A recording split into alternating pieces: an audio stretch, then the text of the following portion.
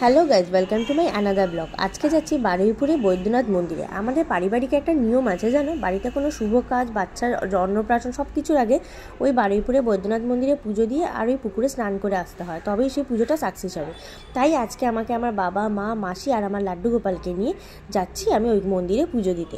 রাস্তাটা প্রায় অনেকটাই 1 ঘন্টার উপরেই সময় লেগেছে, আর যেহেতু আমরা চিনতাম না, একে তাকে জিজ্ঞেস করে যেতে হয়েছে, তো সেই জন্য বেশ দেরি হয়ে গেছে।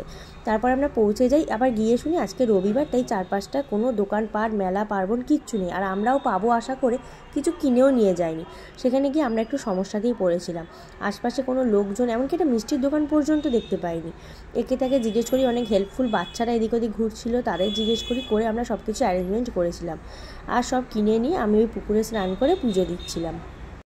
আশপাশে বিশাল জায়গা, কিন্তু মাঠের মাঝখানে মন্দির, বটগাছের তলায় এতগুলো গোপাল, আর ওই পুকুর ছাড়া তেমন কিছুই দেখতে পেলাম না।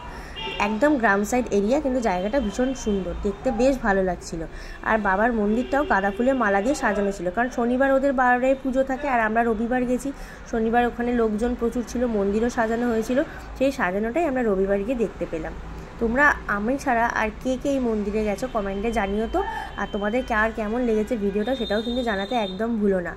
আমার পুরো ভিডিওটা স্কিপ না করে দেখতে থাকো, দেখো ভালো লাগবে। চলছে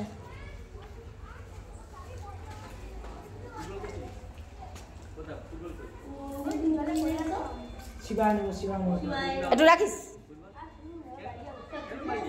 একটুখানি তুলে আন, তাহলে আমি যেতে পারবো না। ওই 1 ঘটি আনলে একটুকে দিয়ে দেবো। হ্যাঁ, দাঁড়া জল আনতে হবে তো, তবে তো তুই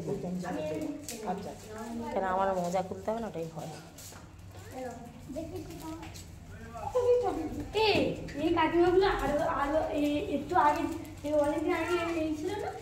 এই রে, এমন অনেক বছর আগে, এমন অনেক বছর আগে।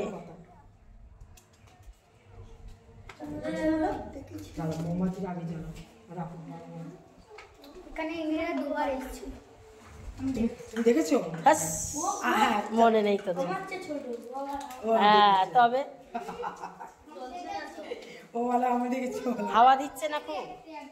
হ্যাঁ, আমাদের মতো দেখতে। এই সাইডটা হাওয়া দিচ্ছে তো, এদিকে জ্বালা। ওই তো জ্বালা থেকে না, জ্বালা থেকে জ্বালতে নেই, মনের কামনা পূর্ণ। কি হচ্ছে তোমরা এখানে ভিড় করছো কেন? আমাদের ভিড় করার কারণ আছে। কি কারণ গো বাবু? টাকা জমার জন্য। তুমি কি এমনি দাঁড়িয়ে রয়েছো তোমার টাকা নেওয়ার জন্য?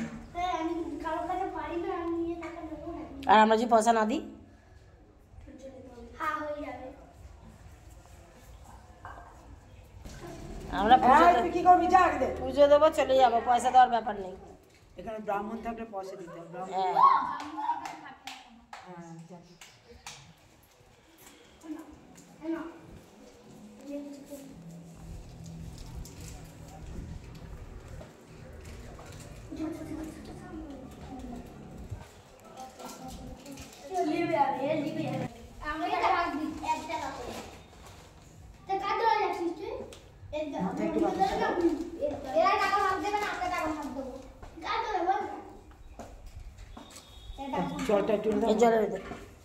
বন্ধ করি।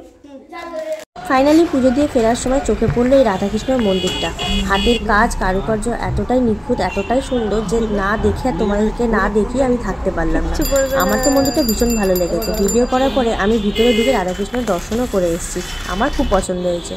তারপরে আমরা লাঞ্চের জন্য একটু এগিয়ে এলাম বারুইপুরের রোডের দিকে। এসে আমরা এই রেস্টুরেন্টটা ঢুকলাম।